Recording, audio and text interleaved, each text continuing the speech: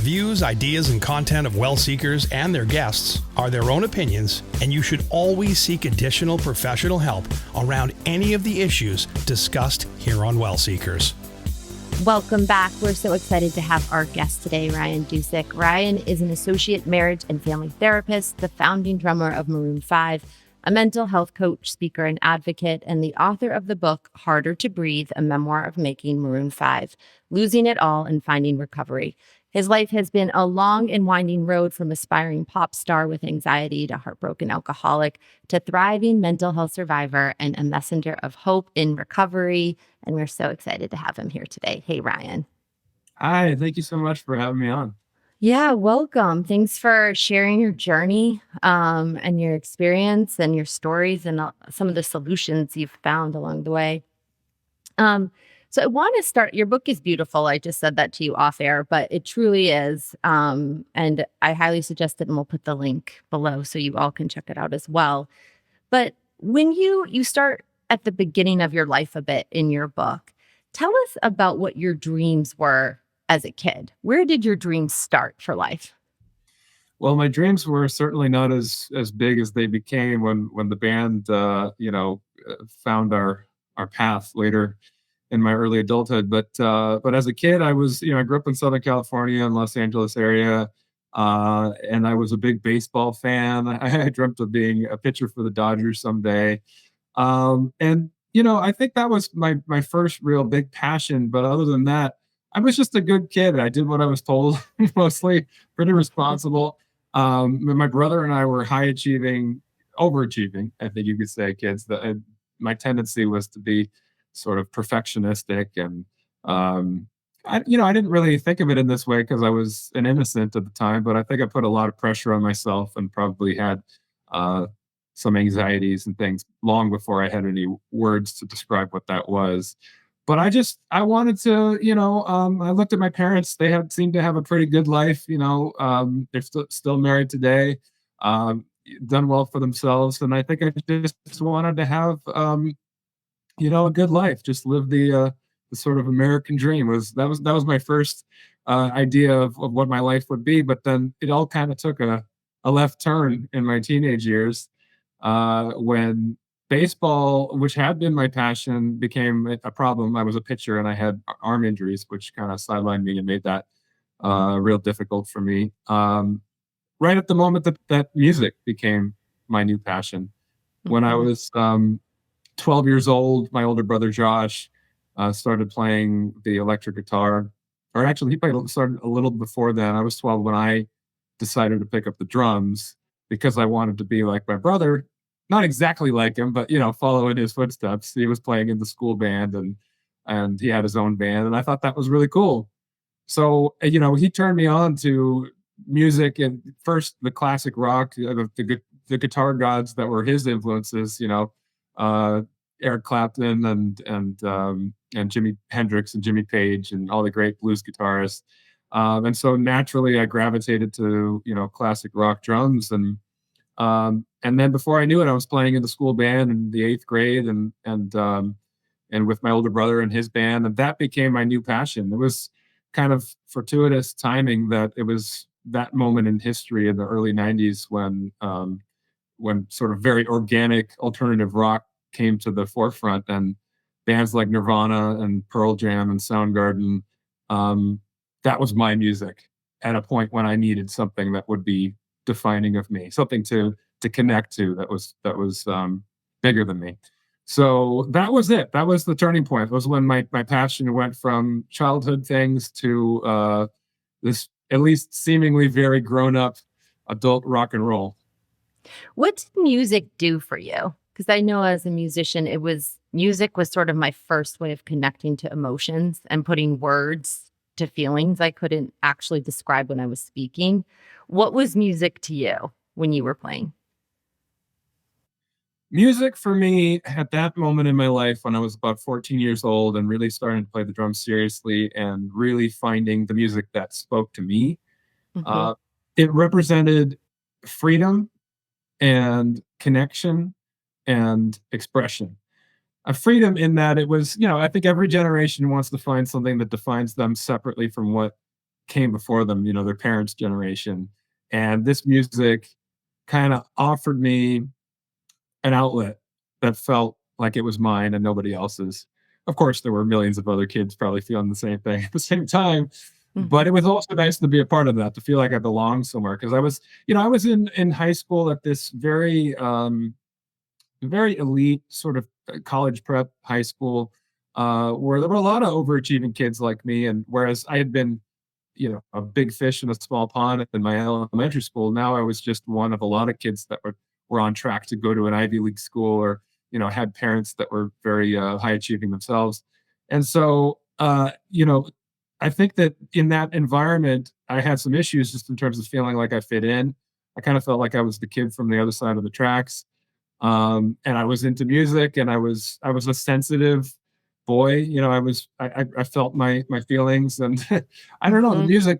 Listening to Kurt Cobain and Chris Cornell and these guys that were writing very heavy lyrics and singing passionately about some dark things. I felt like I was understood. I felt like this was a place that I had a connection to these artists, and so that gave me this sense that I belonged. And then it became expression for me. It became, when I was playing music, I was getting out those things that were pent up inside that I didn't really have a language to express at that point in my life, as being so young. And the public discourse on mental health and things that we struggle with were, Mhm. it wasn't what it is today. Not that we're there yet completely either. Totally. Yeah, not at all. Not at all. But it So, was, but it, oh, it was that, sorry, it was that feeling that I had an outlet. um, I have a good, we talked about this a little on email. I have a good friend that went to that school. And Oh, it's funny, she describes her experience as just eerily similar. yeah. Just feeling like she didn't belong there. And a lot of the same things you talk about in the book. So maybe it's just the school, or maybe it's just a feeling, right? But I'm curious how your anxiety, because it sounds like you always struggled with anxiety. How did it increase once Maroon 5 went from high school band to where we know it today? How did that affect your anxiety in that process? Well, I think that anxiety was something that I experienced, but it wasn't the forefront of my mind, or at least uh, I didn't understand it to the degree that I do now as a kid. I was a shy kid. I was kind of introverted. I was comfortable in my small group of friends and with my family, but in new environments, I was socially anxious, not very outgoing. Um, and then in high school, feeling a bit alienated from my surroundings, and feeling this darker side of me kind of emerging. I often felt just kind of disconnected. Kind of, I would walk around campus and almost feel dissociated, a little bit lightheaded, like I was hyperventilating, or there was a difficulty in my throat, kind of to catch my breath. Um, and so I was noticing those symptoms, but I didn't have the word anxiety to put to it at that point. It wasn't until I was on the road with the band, and the thing that had been my outlet, the thing that helped me cope, the music and the playing of the music, went from being a passion and something that was just fun and expression and freedom, to now being expectation and Mm, pressure and performance anxiety and imposter syndrome, feeling like, who am I to be here in front of all these people that are paying to see music? Um, because I was a self-taught drummer. I taught myself to play the drums in my parents' garage. I never took a lesson, um, which is saying a lot about natural talent, or natural the inclination to sort of just have that ambition and take on that challenge. But I missed some things in the process, in terms of technique. And so I started noticing that I was having difficulties that maybe other drummers weren't having, and it just really became, not very quickly, but over time, an issue for me on the road, where there was this feedback loop between the challenges that I was having playing, and with this sort of self-doubt, going into a feedback loop with my anxiety, where mm, I wasn't somebody who had a lot of stage fright for that. I always looked forward to our shows. And if anything, I would have described it more as excitement than anxiety. But now the excitement was kind of morphing into anxiety because every night I didn't know how it would go. And I was kind of psyching myself out. So, how did you cope with the anxiety? At that point, you're on the road, you're touring. It sounds like, gosh, the irony, right? That this thing that helped you deal with emotions and anxiety was the thing that was now fueling it the most, right? Yeah. So, what I hear in that is then you're left with nothing, right? You don't have the tools and strategies to cope with your anxiety. So, how do you deal with it at that point, Ryan? Well, I'd like to tell you that I dealt with it in a really healthy and productive way. We'll get to when you do, but how how did you then? Well, I think that the first time that we went on the road in 1997, when I was a baby, I was 19 years old, and we had our first record deal, which was just crazy. You know, right out of high school, we got signed to a major record label, Warner Brothers, um, and put out this album, and everyone thought it would be a big hit, and we'd become, the next Beatles or whatever. Uh, Mhm. and that was the first time that I noticed some of these symptoms and was having a little bit more difficulty on the road. Fortunate for us, it didn't get to the point where we blew up at that point and had the huge pressures of being stars. Um, so I was a little bit disconcerted by the fact that playing was becoming more difficult, but it didn't escalate to the point where I had a real problem. But then when we put out the first Maroon 5 album in 2002, I had had a moment of time in my life in my early 20s between those two albums that was very positive. I don't know how I had the sort of emotional maturity at that point in my life to recognize some of the things that I had been doing wrong the first time around and correct some of them. I'd been a very, as I said, introverted person. On the road, I was just homesick the whole time and took a very sort of negative attitude about the whole thing. As much as I enjoyed being with my friends in a van driving around the country, um, I was just tired and missing my family and missing my girlfriend back home, um, and just had a very yeah, just kind of a negative approach to it. Looking forward to the time off and not embracing the journey. Um, and I had just, I think, up until that point in life, because I was shy, kind of been closed off to new opportunities, closed off to new people and things that were maybe intimidating or just new and different and uncomfortable for me. So during that time, I had adopted this new attitude that was much more helpful to me in terms of just being open to change, being open to the possibilities of what new people and new situations in my life might lead to. And that led to a wonderful time when I went back to school at UCLA. I made a lot of new friends. I had a lot of fun. And this resurgence in the band came out of that. So my strategy going on the road the second time was I'm just going to take that attitude on the road with me. Just going to be open to all of the experiences, be as positive as I could be, and treat it like I'm still in college. I'm just taking it on the road. Just want to take every day for what it's worth and appreciate the opportunity and whatever that means. And I think that was positive to a large extent and worked for me for maybe about a year and a half, 2 years on the road, during which time, if we had a night off and we were in a college town, I'd be like, let's go find a party, let's go to a friend house. Or, if we were in a new city, I was just like, I wanted to soak in the sights and go to the local hangs and do all that stuff. But, the lifestyle got more and more exhausting. It got more demanding, and the pressures kept mounting as we became more successful. And our album and single kept moving up the charts, and the venues we were playing were getting bigger, and we were getting opportunities to play on TV and to do all these things that you dream of, but you stack them all on top of each other after you've been traveling for months and now years. And I think that coping skill of just sort of pushing forward and being positive and embracing everything at a certain point ran out of steam because um, what I wasn't doing was taking good care of myself. I Mhm. didn't have any real downtime to rest and recuperate. My one strategy for dealing with anxiety was kind of blowing off steam. And it's like, we have a night off. Let's go out and tie one on. let's go hang out with the locals. You only live once, you know? Hmm. And I think again, there's pros and cons to everything. I think there's positive aspects to that strategy, but in the end, because the life was so demanding, because uh, what I was asking of my mind, body, and spirit was so great, at a certain point, it was just too much.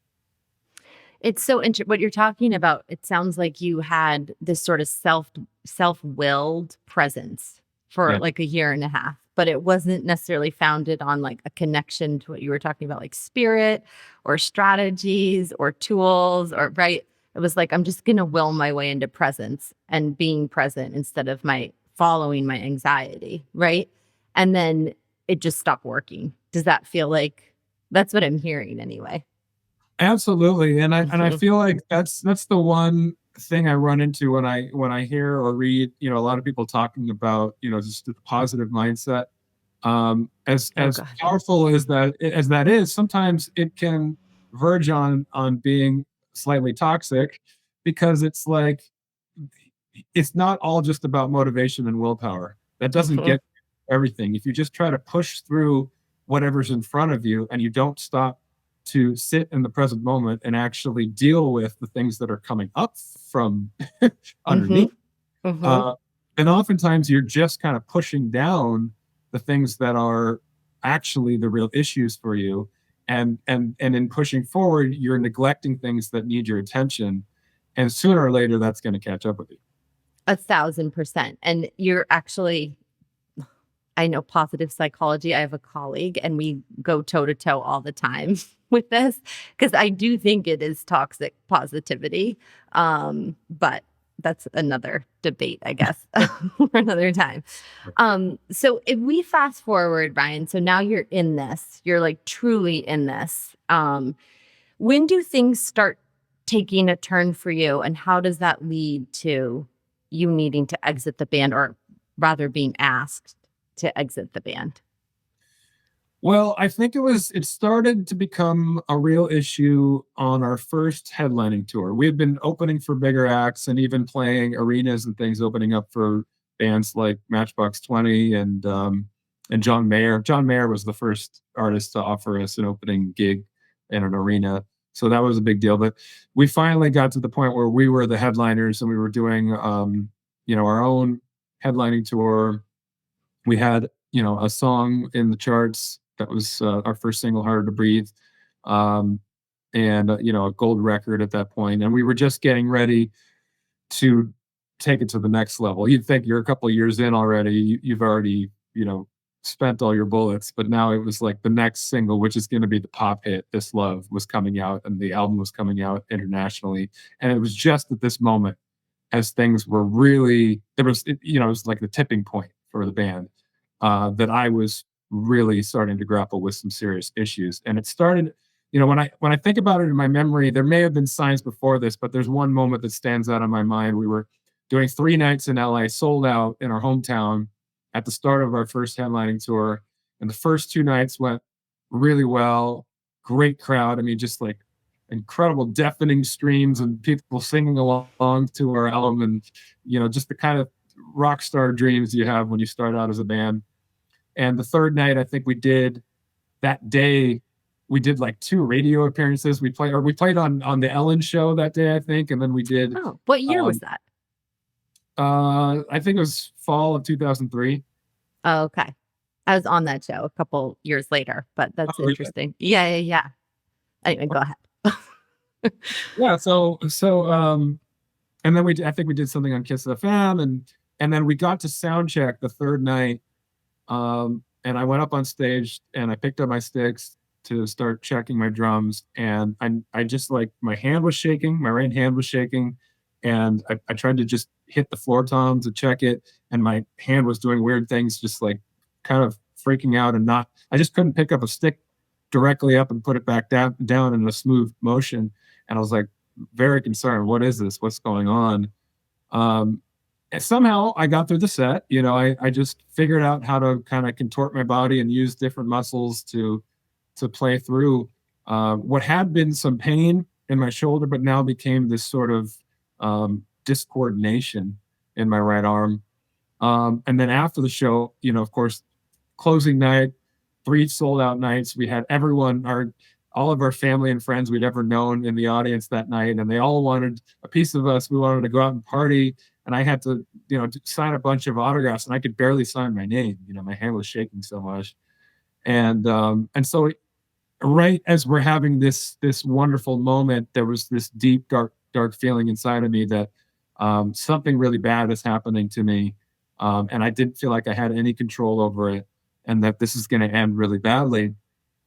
And my only coping mechanism at that point, and for the next whatever it was, 6 months or a year that I continued to play after that, was to just keep trying harder, was just to keep pushing through it, and take a positive mindset, and just grab the sticks harder and bear down, and just mind over matter, and pretend like this thing that's happening isn't happening.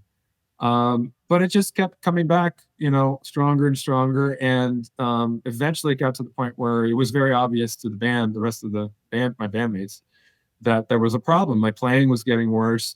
And so, I would have kept playing until my arm fell off. But they, at a certain point came to me and said, I think you need to go home and figure out what's going on with you. And if it's something that takes you a month, or takes you 6 months, or takes you a year, we'll be here when you get back. Just the first thing is you got to take care of you. Now that was very sweet of them, and certainly the right thing to do. But at that point, I had been playing through the pain for a long time, and contorting myself and trying to find different ways of doing it that my mechanics, which had already been, untrained, had gotten to the point where they was totally unmanageable. I built up all these really bad habits, and I'd done a lot of damage. And more important than that, my self-esteem had just gotten really battered, and my self-confidence. And what had been imposter syndrome was now, I don't feel like I can play the drums anymore. And I was losing, total coordination behind the drums. And so I went home, and I went to every kind of doctor you can imagine, orthopedist, neurologist, psychiatrist, every kind of doctor, inflammatory specialist, to figure out what was wrong with my arm. But I felt, and I knew that this was bigger than just my arm. There was something to my core that was wrong, that was defective in some ways. That was the way that I felt. And so I went from suffering and pushing it down to just all of that kind of coming to the forefront, and really struggling. For a year, I tried to come back. I did every kind of physical therapy. I had injections. I was medicated on all these pills, doing acupuncture, doing all this stuff. And during that time, started self-medicating more, because I was really struggling with the pain of all of that, and watching my band from afar, as I was nursing my wounds from back home. And things went from bad to worse, because I just didn't really know how to come out from under all of that. And so it was when we were getting ready to make the next record, the follow-up to Songs About Jane, that the band called a meeting.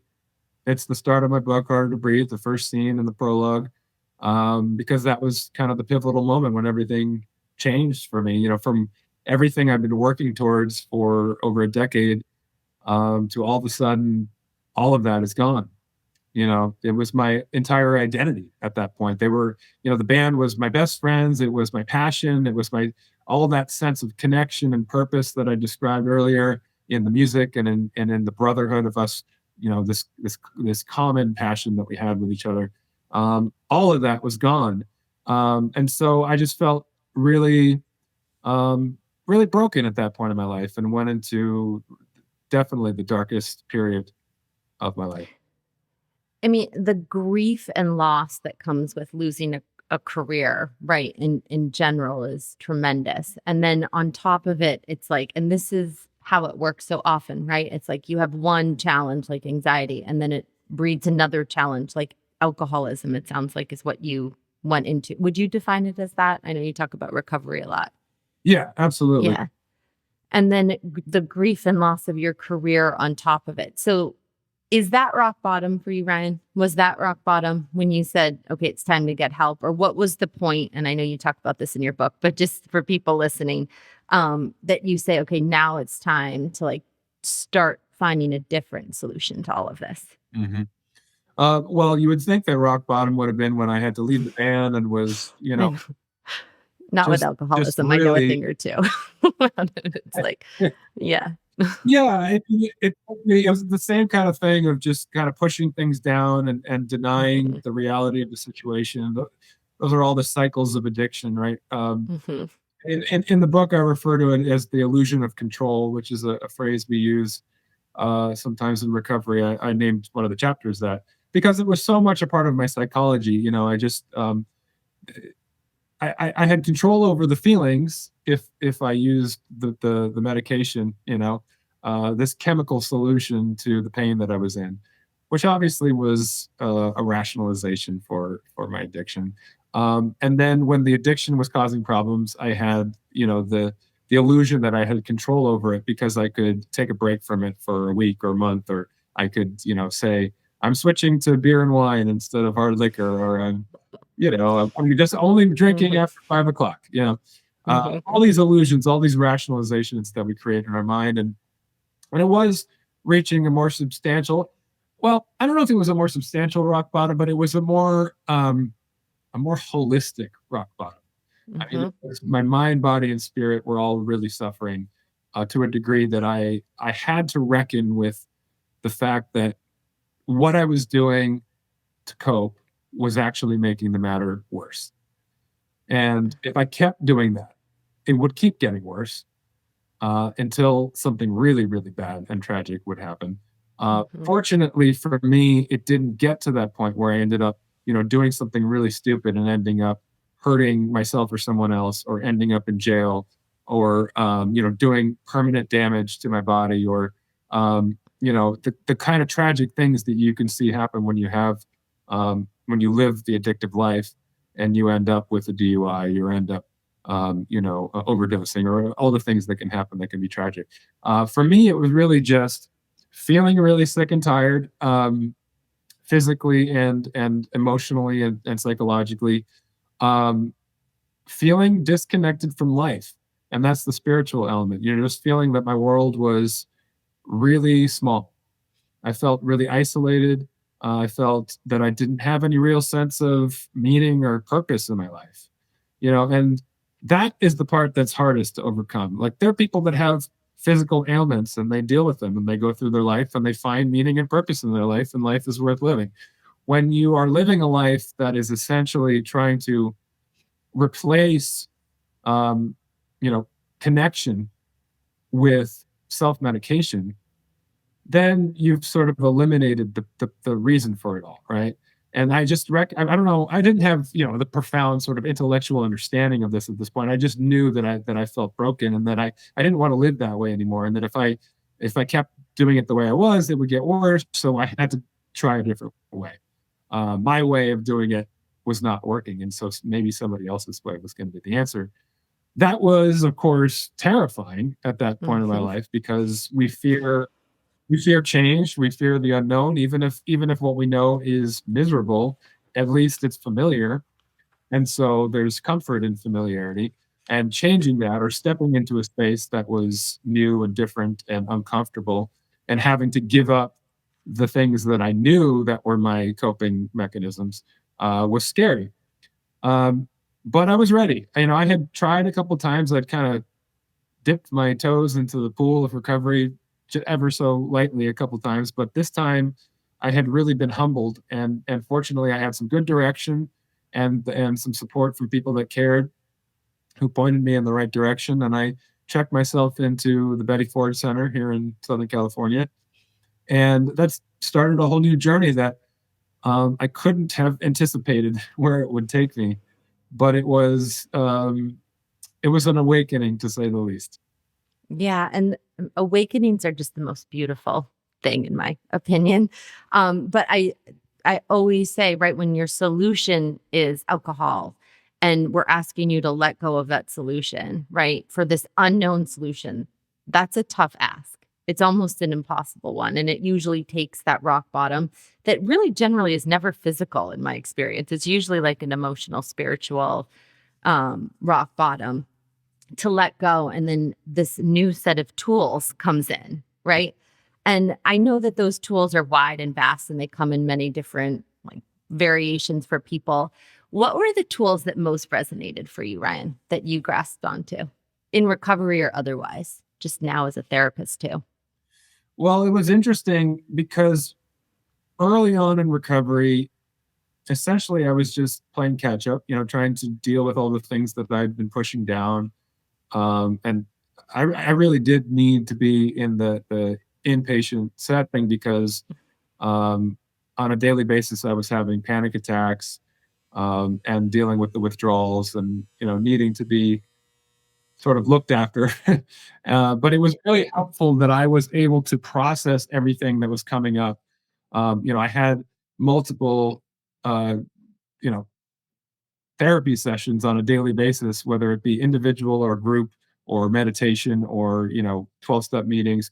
All of those things were helpful, but what was most powerful for me pretty early on was noticing that even when I had just a couple weeks of recovery under my belt, um, all of the stuff that people had been offering me as I was just kind of getting acclimated to the process were now things that I could pass on to the people who were just coming in. Mm. And realizing that in that moment, I had something to offer another human being in a helpful way. And that was more purpose than I had had in a very long time. I had been avoiding and running away from that kind of responsibility or that kind of connection. And this element of service, giving of myself in a helpful way to somebody who could really use even 2 weeks of wisdom that I had gained in recovery, to be able to even just walk somebody to their room and hand them the itinerary and just tell them it's going to be okay and just kind of acclimate them to the process the way that the guys had done for me. Like that was a powerful feeling. That was something that I had been lacking in my life. And it was very connecting. It was very uplifting. And it gave me this feeling of fulfillment that I had forgotten about. Um, Mhm. and so that was the driving force early on, was following that feeling of purpose, of that feeling of purpose that came from being of service. Um, and it led to this, I guess I would say, a spiritual awakening because it was a reconnection to life. Feeling as isolated and broken as I had, uh, this was the opposite of that. This was, feeling, really like I would belong to something larger than myself. And I did. And I followed that, for a few years, just with, I actually volunteered at a recovery center for a couple of years after I finished my program. And I was doing the 12-step meetings. And I ended up, after I worked all the steps, I'm sponsoring people. And so it was really that feeling of service. So it kept me on the path of recovery, but also was starting to offer me this whole new identity. I was Mm. getting a lot of positive feedback about the ways in which I was working with the people that were just starting recovery. I was telling my story in groups and finding that people were responding well to that. And that self confidence that I had lost, that self esteem, and more than anything else, identity and purpose, was being reshaped by all this new wisdom that I had gained through my suffering and through the work that I was doing to overcome it. So it was not innate in the ways that maybe love of music had been, or the sort of natural proclivity to play music. This was something I had earned through living. So that Mm. was a powerful, lesson about life and the things that can come and the gifts that you can receive if you can see even the struggles as potential gifts. And it led to this feeling that maybe this is my new mission in life. Maybe this is my new purpose. And um, I hadn't really considered it in terms of career, but I had others that were recommending that I consider it, and I had other people that I noticed had done similar things in their life in middle age, or gone back to school and found new careers in counseling or related fields. And So I just took the leap one day. I said, let me see if I can get into a grad school program for a master's degree to become some kind of counselor or therapist. And it turns out, even though I had an English degree undergrad from UCLA, I was able to get into Pepperdine for their master's program in clinical psychology. Um, and so a month later, I'm sitting in class and learning all about psychology and about diagnosis and how to treat people. And um, that was just mind blowing. I didn't have a 5-year plan that said I was going to end up. I just had the next indicated action. What's the next thing that feels.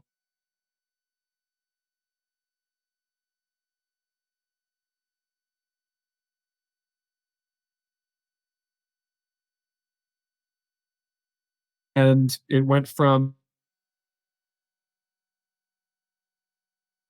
was the long form version of me telling my story the way that I have in meetings and at the recovery center. It just turned into this another level of therapy for me and an opportunity to step into service on a bigger scale, because now I think that the gift that everything I went through has given me is that I have a gift to offer others. It's advocacy. It's being able um, to contribute to the public discourse, to be a part of destigmatization, to offer hope to people that might see themselves in the struggles that I went through. And so that was the purpose and the mission for the book, and continues to be a part of everything that I'm doing. And again, no 5-year plan, just all of a sudden I'm speaking, I'm getting into crowds and doing public speaking, and I'm reading a lot of writing, and become a coach as well as a therapist. And who knows, in another 5 years what I'll be doing. But it's all just part of this the knowledge that I've gained, that it's connecting oneself to the things that are larger than yourself, um, that brings that spiritual meaning in your life. I think you talk about it so well with we all have something to offer, even if it's not what we think it is, right? When you talk about showing up for someone who has 2 weeks less than you, right? There's always something you have to offer someone wherever you are on your journey, whatever point. And also just the presence, again, Ryan, is what I pick up on, just because I'm a big believer in just showing up and being present and seeing what unfolds itself, right? And some of the strategies that you probably teach now to clients, that I've worked with clients and just personally and professionally, about just being present for what is, which is hard. I mean, it's truly, truly hard to just sit and be present and then just to let life unfold, right? But it's probably one of the most beautiful gifts that I feel like I've gotten, and it sounds like that you've gotten as well in your journey. Yeah, I mean, that's something that I ran from for a decade. It obviously was Yeah. difficult. I essentially, by self-medicating and by avoiding any real connection or responsibility in my life, I was essentially saying sitting in the present moment is intolerable, Mm-hmm. right? That's Mm-hmm. what I was training myself to believe. Um, and and and I think that's when I was in recovery, when I was at the Betty Ford Center, it's the reason why meditation was the hardest thing of anything that we did. It was unloading things that I was dealing with was helpful, but just sitting and being still and sitting with my breath in the present moment was uh, overwhelming.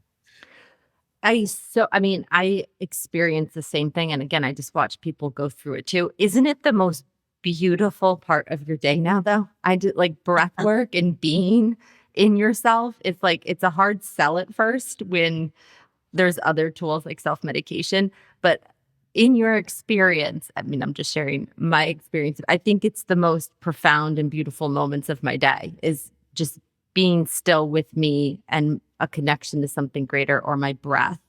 Mm. Um, is that been your experience as well? Oh, absolutely. I've come to crave it.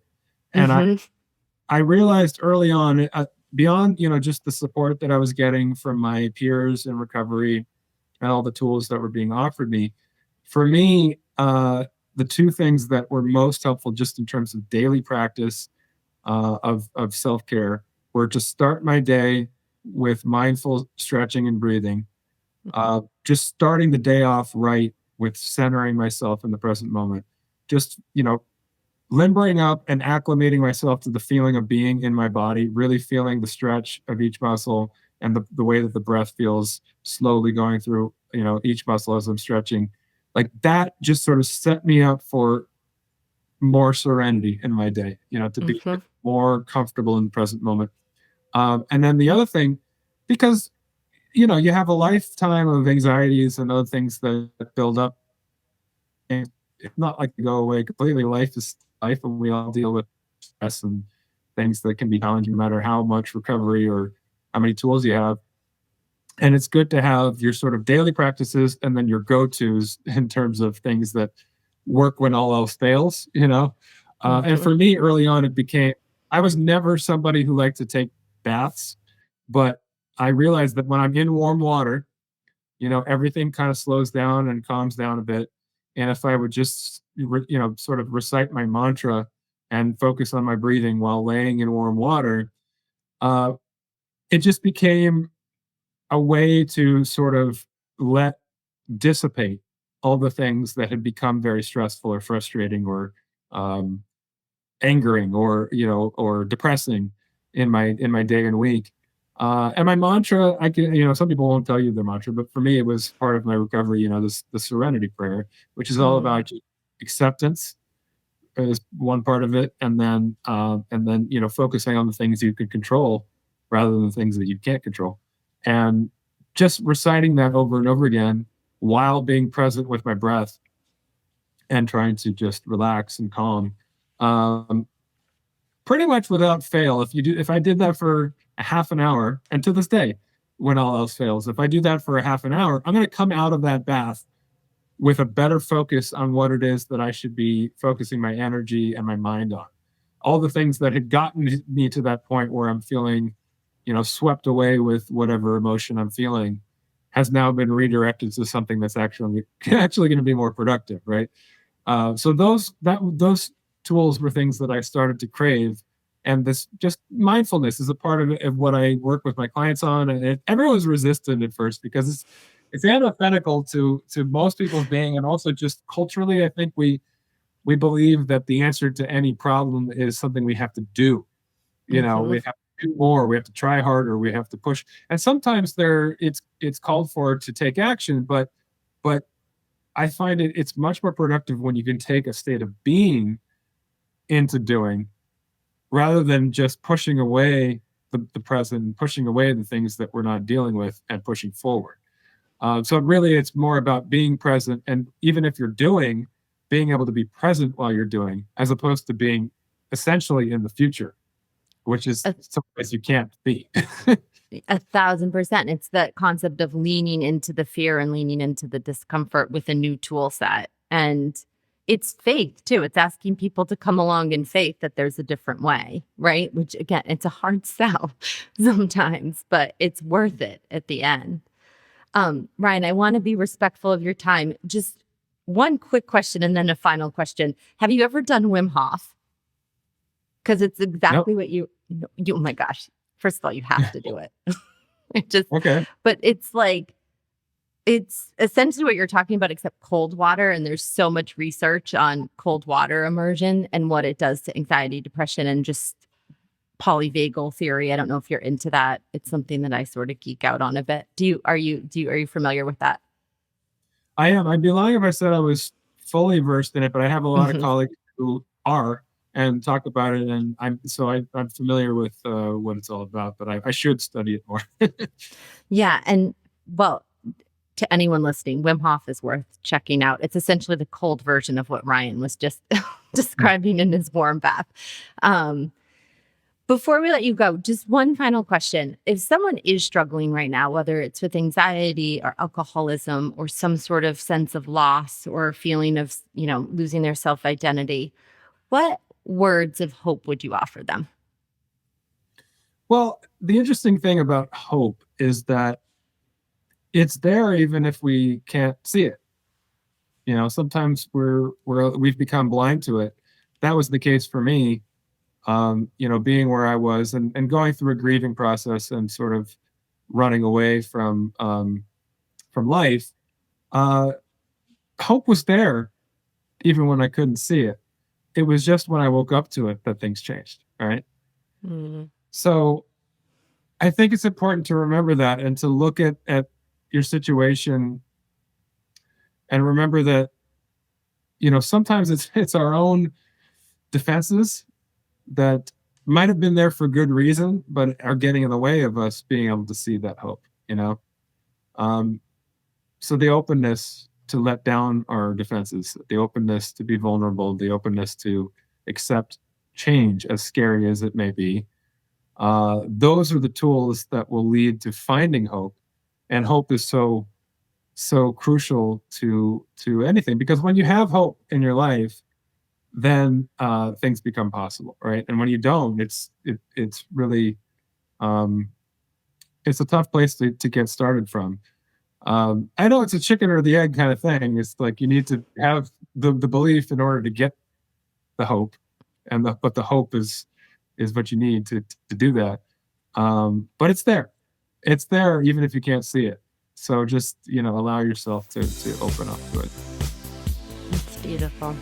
Ryan Dusick, Associate Marriage and Family Therapist, the founding drummer of Maroon 5, and the author of the book Harder to Breathe, a memoir of making Maroon 5, losing it all, and finding recovery. We'll put all his links below so you can check him out and the book. Thank you so much for joining us. Thank you so much. This was great. Thank you. How would you like to join the conversation? Email us anytime at hello@wellseekers.com.